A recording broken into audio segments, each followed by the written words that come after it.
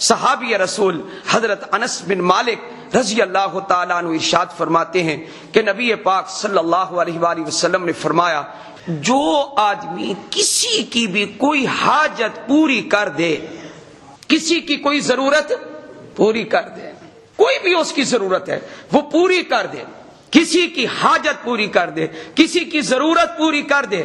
اور آگے نبی علیہ السلام نے عجیب بات ارشاد فرمائی، یرید ان یسرہ بہا.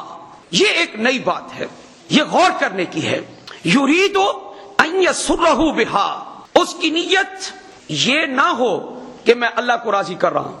اگر یہ نیت بھی نہ ہو، اگر ہو تو ٹھیک ہے، لیکن اگر یہ نیت بھی نہ ہو، صرف یہ نیت ہو کیا یہ غریب آدمی ہے، اس کی یہ ضرورت ہے، میں اس کی ضرورت پوری کر سکتا ہوں لہذا میں پوری کر دیتا ہوں. یرید ان یسرہ بہا، کہ میرے اس عمل سے یہ بندہ خوش ہو جائے گا. حضور نے فرمایا یہ بندہ خوش ہو جائے گا. عجیب بات ارشاد فرمائی صلی اللہ، یہ بندہ خوش ہو جائے گا، یہ مومن خوش ہو جائے گا. میں اس کی حاجت پوری کرتا ہوں، یہ مومن خوش ہو جائے گا. جب حاجت پوری ہوگی وہ خوش تو ہوگا.